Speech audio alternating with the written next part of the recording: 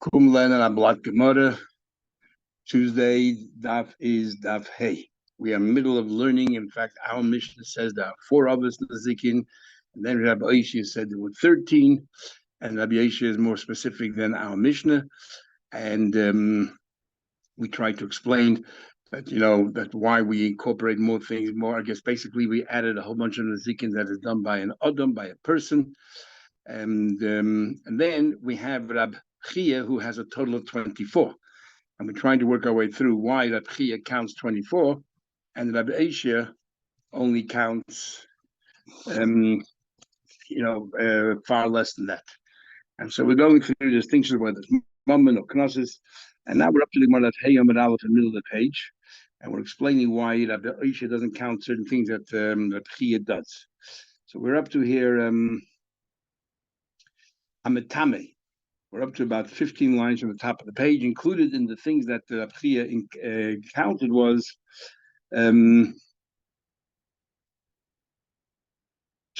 to Ha'inus, 9 lines from the top. 3 of the things were Einus, if somebody forces himself upon a woman, or Mefata, seduces, or Meitzi Shemra, he marries her and claims that there was no Pesulin, that she committed adultery. The Memainahu, these are not examples of Knas, because Knas, he said, he doesn't want to mention. These are all cases of Mammon. And yet, Lisnei, why doesn't Abchia mention it? So I was going to say, could they already all incorporate it? The $50 you pay, that's a knas. Any fixed amount, regardless of who the person is, that's called knas. But there's other things like the pagam, the devaluation. Now that she was raped or seduced, she's no longer a psula. So obviously, then she's been devalued, or the shame. These are all mummons. These are all commensurate to who the person is. So that's mummin. So we answer, you know why he doesn't mention it? Because manushach. In nezik, if you want to consider it as damages, tonally. He already mentioned nezik. And eat tsar, because he mentioned that tsar nezik ribu shabbos, so he already counts nezik. And eat tsar, we're talking about pain. Then again, tonally, we mentioned it. He mentioned the 4 payments, additional payments that a person pays if he harms another person, in addition to the damage, tsar, ripu, shevas, boishes, pain, medicine bills. So they were all included, and unemployment and shame. Boishes, tonally is also mentioned. And pagam, pagam is a devaluation. That's the damage. What are the damages there? My yislach meimer, k'nasa. The only thing we didn't mention is the $50 k'nas. The k'nasa like kamayra. Here does not talk about k'nasim. Okay, the next thing is ametame. If somebody goes ahead and miscontaminates the person's truma, or medame mixes truma with chulin, which now is devalued because only people who can purchase it are koyanim. So obviously, it's worth a lot less. And v'hamenasech, that you poured wine of your friend to avodah zora. So therefore now it's forbidden to have hano, and even though it's also chayim misa, but we already explained last time that the Gemara in Gittin says there's no kamle b'derabim over here, because first you picked it up, became a ganef, and only afterwards did you do whatever it is. So first you already caused the dam or whatever, and afterwards you did the avodah zora. Anyway, these are all cases of money. You pay the value. At least they want you to mention that. So again, manoshach. We had in Margit an argument about a hezek she'ein nikah. If you commit damage, but it's not noticeable. For example, I contaminate, I defile your truma. If you look at the truma, you can't tell. So that's called a hezek she'ein nikah. We had a machlekes, but the hezek she'ein nikah is called a hezek, or in fact, it's not a hezek, but we penalize you that we don't want people to go around doing matami other people's things. So manshach, hezek she'ein nikah shmei hezek. Well, we already included that in that nezik. And he had a loish mehezik, then why are you paying? Only because it's a knas. The knas of the Gemara is not talking about cases that are knas. Says the Gemara, so the fact that Rab Chia didn't include this case, you can have to include that Rab Chia holds that a hezek she'ein niked is not a hezek, and therefore it's only a knas. Because we had a machlekes there. Leima kasav Rab Chia, let us say that Rab Chia holds that hezek she'ein niked loish mehezik, that hezek niked is not considered hezek. Because the ish may hezek, if it would be hezek, hatana lei nezik.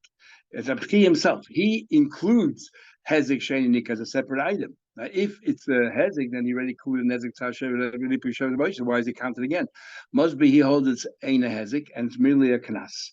And why that's important to know is because even though his son Chizki is the one that says shmei hezek, his father Abchi holds it's not a hezek.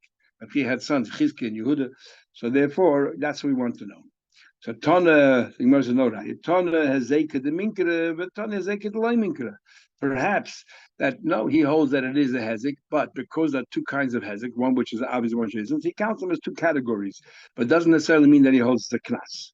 Says the Gemara, Bishlebet the Tana the Don in our Mishnah, Tana Minyan tells you there are four of us Nazikin, Lamuted Rabbeisha. To exclude, Rabbi Isha says that there are many more.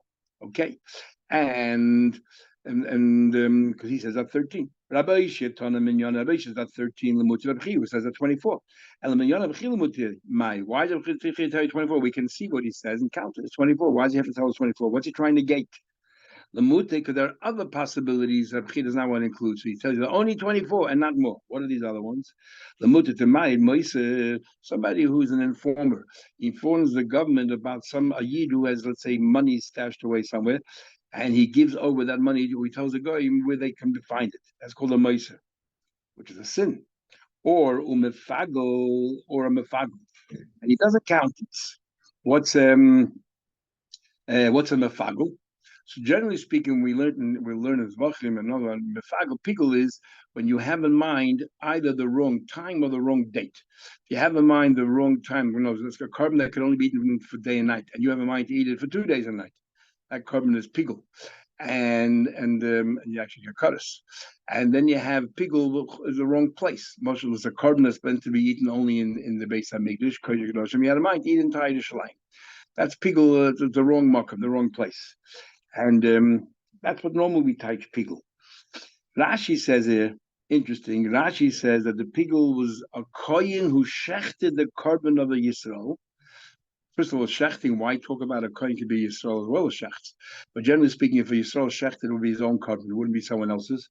And questionable if he does someone else's carbon, whether it actually would become pigel because you're hurting someone else's items on yours. And a kohen on the hand is a shliach. Question the Gemara whether the shliach of the Eber shliach of us, but he's a shliach, he has a right to do this for other people. But what do you do? Says Rashi, you did a chattas l'shum shlamim. You took a carbon chattas and you had in mind the wrong carbon, a whole new idea of what pigel is. And he says the carbon not yaitza. Why doesn't he say pigel like we generally say? Pigel means chutzas man and chutzas l'kaimei. So one of the explanations is when you normal pigel does not become us until you actually spray the blood. Then it's retrospective. So because at the time when you shechted, at the time that you shechted, you nothing happened wrong. It only happened afterwards. Questionable whether you actually have to pay or not.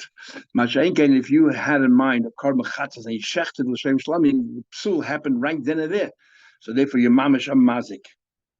And yes, the Gemara listening. So why Taka doesn't include them? The Gemara Bishleim Fagel because like a okay, I understand. You don't want to talk about kach, but Moisa my time Tanya. Why is it called Moisa? And the Gemara, shiny Moisa different. The Dibura, it's merely words. With the Buddha like a we're not talking about case of words. The Gemara, no. But you mentioned before Moisa Shamra, Dibura, it's words. Uktani Dibura the Izba Maisu. It's words that include a Maisa. Because you have to have relations with his wife, and then he accuses her of being a psul. If he didn't, then you are not. Or others say that you had to hire false witnesses to say that she committed adultery. So there's a ma'isa. Yet in other places we don't count. In Marmakas will learn that actually it's not considered a ma'isa. Moiti Shem is not considered a ma'isa. And one of the explanations why it's not considered a ma'isa is over there, and here we're saying it is because. Even though here we're saying it's a Maisa, but as far as they're concerned, it's not a Maisa because the Maisa is not part of the Aveda. In order for your story to stick, you have to have a Maisa. Some interesting, but the Aveda itself is for being Maisi Shemra. And the Maisi Shemra part is not a Maisa. You made up a story, concocted a story. Saying more about Aiden Zayman. Aiden Zayman is one of the items you encounter. The Buddha, the lesbian Maisa, all it is words, there's no Maisa, and yet it's counted. Awesome over there. I forgot the lesson mice, even though it's not a mice, Rachmana Karya mice. The Torah calls it mice. He says, I see some like Kashazamam lasses lachi. We use the word lasser. I saying lasses, we're saying that what? It's as if you did a mice. So sometimes we consider Ein Zaymi merely as Dibur, and sometimes we consider it as a mice. As far as the Gemara here is concerned, we consider it as a mice to count it in the Braisa that of all the Hazekim. But when we talk about getting malchut, whatever it is, we consider it an aveda lav she'ein boy ma'isa. There's no ma'isa. Says the Gemara, Bishlei Miltana Dantana others, Megaliko Tulas. Our Tana in the Mishnah counts, calls it and refers to it as others because they are Tulas. And then we have a question if Tulas are similar or not. What are all the tools of these additional ones? The extra 8 for Rabchia and the extra 20 from the extra 8 for Rabbeisha and the extra 20 from Rabchia. Amar Abahu said, you know why it's called others? Kulan others, l'shalom and meitav. They're all called others because all of them you have to pay from the best of your land. Not as a buri as the word, it's not even the base is the average, but meitav. My time, how do you know? We learn out from different words in the psukim. Asya, we learn out tachas, nesina, yishalom, kasev. We learn out from the word tachas. In some places, they use the word tachas. As Rashi over here goes through each pasuk where it says tachas, where it says the word nesina, where it says the word yishalom, which says kasev. It says in the Torah, meitav sadeo, meitav your sadeo, meitav karma yishalom. You have to pay the best of your kerem and the best of your fields to pay back. So therefore, from there we learn out to other places, and from these 4 words we have Gzeir Shabbos to teach you everywhere. That's why it's called others. Then the Mishnah says, if it said only shoy, you wouldn't know Mabed. The Gemara now wants to explain exactly what it means. What exactly does it mean? Why take? Can't you just say shoy? Why did you have to spell out shoy and Mabed? Remember we had a machlekes of shoy means. We had a machlekes of Mabed means shen, or Mabed means Adam. Rav says Adam, and Shmuel means shen. And if Shmuel holds, if Rav holds it shen, then shoy is all 3 categories: ken and shen and regel. And if Mabed is shen, then according to Rav Yehuda, Shoir was regel, was a keren, and according to Rava, Shoir is regel. Anyway, so what are you saying? This is what the Gemara Mishnah is telling you. Tell us only one of the others. The Teisa Idich Meneh will compare everything else to it. By Memetzinu, we'll compare everything else to it. And then the Mishnah says, you can't learn one from one. So then we say, let's learn from 2. And we say we can't. Because if the Torah would have said, for example, Shoir and Adam, you would not learn Boyd or Aish from it. Or why not? Because they both have life to it. So they're independent on their own. Other things need a wind or something else to make it happen. So therefore, it's like Shnaim Shosu. It doesn't really have its own independence. So it's a weakness by Aish. So maybe, therefore, it's less of a mazik. My Kama, what do you mean? This is what it means. Lichtav Rachman is now explaining the Mishnah again. The Mishnah is saying, let the Torah say 2, let the Torah say any 2 others, and we'll learn the rest from them. He said you can't learn from 2 because those 2 Shrei and Adam have Ruach Chaim, Mashen Boy and Eish Dom.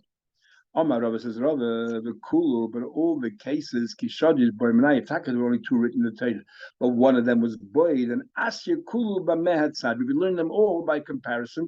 We would start off like this: a Kal V'Chaim Boyer, a boy that does not go out to cause harm. Right, you have to go to the boy to fall in, and yet the boy is you're liable. You're responsible. Surely all other mazikim that they go out and cause damage, surely you're chayiv. But then each one you'll say, well, boy has a weakness. The weakness of boy is from the very moment you created that boy, all it is stands to harm others. Mashen Ken and Shen, Regel, all these other ones. At age, they're not out to harm others. So therefore, we say, well, whatever the second item is that's written in the Torah, we'll say, well, that's the same thing. It's not Ket is not Nezik, and yet the Torah is Mechayiv. And that's how we would learn everything. But there's one thing we would never learn from them, that is Ket. Why not? All of these other ones came more Adim et Chilasim. The way Rashi learns is the very first time you have to pay the full damages. By shaking Ket, you don't pay the full damages the very first time. And because you don't pay the full damage the first time, maybe it has such a weakness. Who said you chayiv at all? Tosfos says if it doesn't say keren in the Torah, what do you mean you don't pay full time? Maybe let's compare it to the rest and make it pay full time the first time.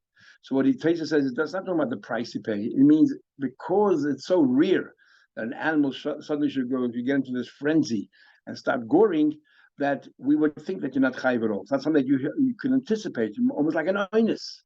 That's what it means. She came more than Chlas, and this one is. The one who said that Keren is worse than all the other mazikis. Because the intention is to be mazik. Rashi says he's not sure where it says that there's opinion that Keren is the strictest of them all. I feel Keren Amiyasir, and you can learn Keren also from the rest because Keren is not weaker than the rest. On the contrary. So why talk the Torah write all 4 things? Why take over all things? And Taisha says it's obvious you have to write all things because if you have Boyer, you would take the weakest, you would take the most lenient one, and Boyer, for example, is not responsible for Kalim. So I would say that if you learn other mazikim from Boyer and whatever, and let's say and Keren, I would say, but you're not chayiv and Kalim, or you're not chayiv on Adam if you kill them. So therefore, you have to write each one. You couldn't just learn from Boyer. Nevertheless, the Gemara says each one has a unique halachas. Shevet egel apoyt mishus rabbi. Shevet egel to exempt mishus rabbi. Or leave the boys a cave, exempted from Kalim. Ul Rabbi Yehuda, because it says Nafal Shama Shoy leChamoy, Shoy v'loy Adam Chamoy v'loy Kalim. If a bird kills a person, you're not liable. If you harm someone, you are, but not be killed. And Chamoy v'loy Kalim. If vessels fall down, you're not responsible. So that's why we needed to tell you bird. Ul Rabbi Yehuda, the Mechayiv on this Kalim, argues he holds the Chayiv and Kalim the bird, lifted by Adam, but he also parted from an Adam, which is different than all of the Mazikim. And why is it Adam l'chayv about a person when he harms another person is chayv actually on four things. In addition to nezik is chayv tzar sheva zibur baishas. So therefore we need to know that. And Aish, why did they write Aish? Lifted boyas atamun. Aish has another tool that's unique, and that is if it's, for example, hidden, stored under the that's not exposed, you are potter because it says the pasuk oy hakama. Rabbi Yehuda, the Mechayiv on this Gitam Beish. So my Yehuda like Yechayiv. What does he actually? Why you tell the right age? Lasuya to teach you a case of lichka nirei v'sichzach havana. What happens if it, let's say, it licks, your field or your stones, which it doesn't really damage it, or let's say your plowshares, and doesn't damage it, but it makes it all black and everything else. How do you know you're responsible for that as well? And that's why I say Eish Yechayiv then as well. Okay, then the Mishnah says, "Hatzad hashavish behen." What do they all have in common? That they're your mabanan, ushmirasan alecha, they're yours, and it's your responsibility to make sure that that they don't cause any damage to anybody else. And we also the Mishnah Shadarke Leilif. It's common for it to go, but it's not lavdafke because boyers don't go anywhere. So lasuyimai. What do we learn from this Hatzad hashavish behen? Obviously, there's another mazik that we can learn from there, glean from the fact that there's a tzad shabbat. The Mishnah doesn't highlight what is it. So we have a number of opinions. We have like 3 or 4 different opinions as to what the Mishnah is coming to teach you. So we'll do opinion number 1, number 2, 3. Abai says, La suya to include avnei sakinai umasai, to include your stone, your knife, and a bundle. You place it on the tip of on the edge of your roof. The nafli baruch, it comes along a wind, an average wind, because if a not average wind came, not a normal wind came, then you're like an onion. Normal wind came, which means you should have anticipated that he could cause damage. And you're chayi for that. And that's something new, something novel. Why is it novel? Let's analyze it. Hey, what actually happened? Either had it caused the Kamaski while it was falling down, it was mazik, so like the wind was pushing it down the mazik. Isn't that what fire is? Hainu Eish. It's exactly the same thing as fire. It will be a tool of Eish. Because what's Eish? The wind is fanning the fire to move. So too, the wind blew this stone down from the roof and it hit somebody while it was falling down. No, boss. Ma'ishma Eish. The Koich Achemur has the wind. There's responsibility. There's another Koich there. It's your responsibility. Ella.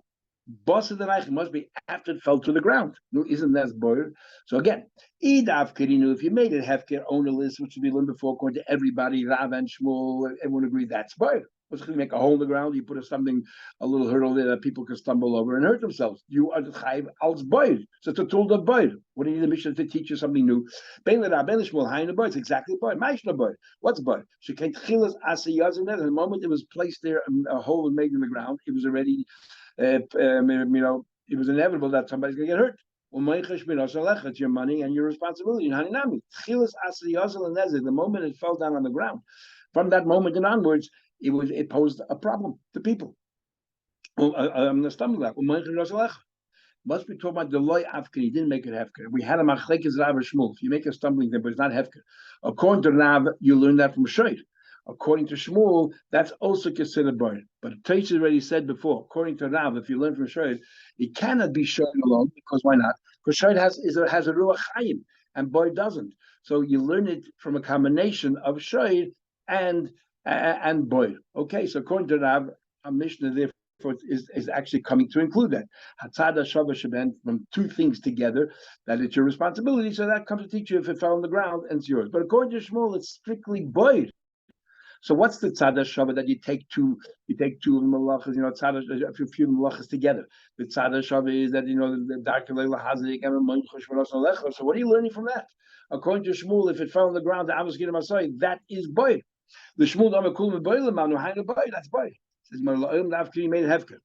It's not. It's dissimilar to boy. From boy alone, you wouldn't learn enough. And you know why?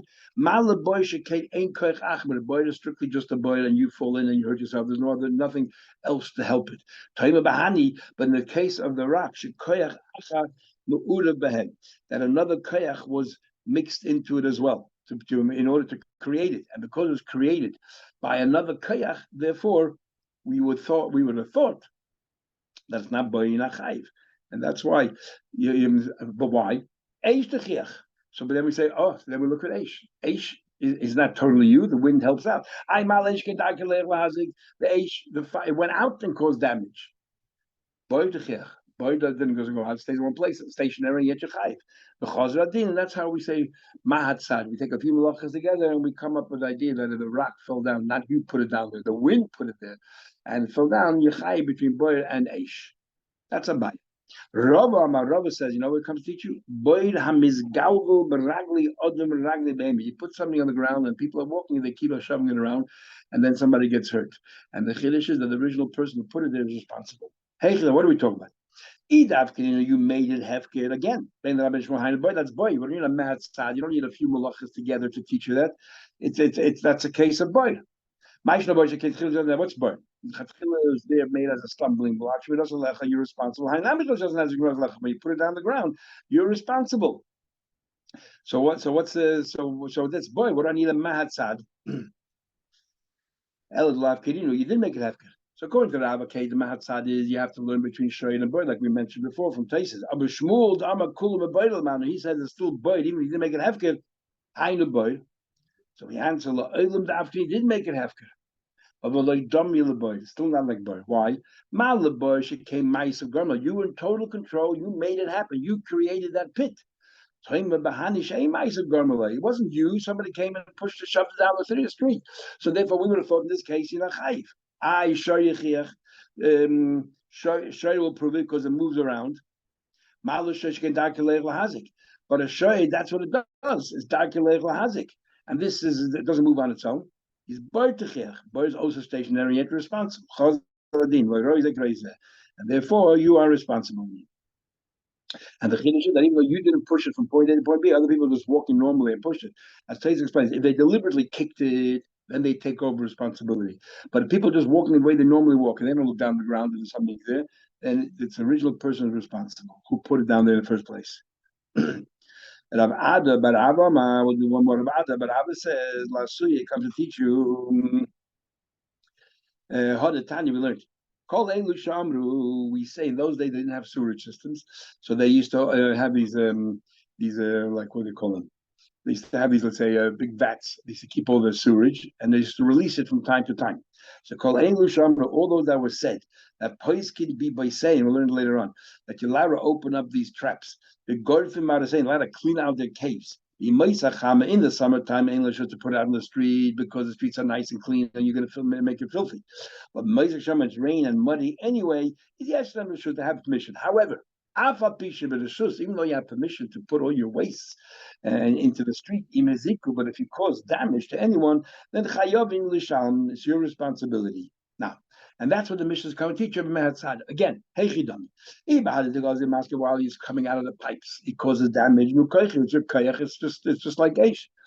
Or it's no other way. It's like Adam. You open up the force, you let it come out, so it's your force. Because it's your force, not just the wind coming. You open it up, it's piled up, and you let it go. After it rested, Hechem again. We made it hefker. That's boyer. So what do I need a mahatzad for?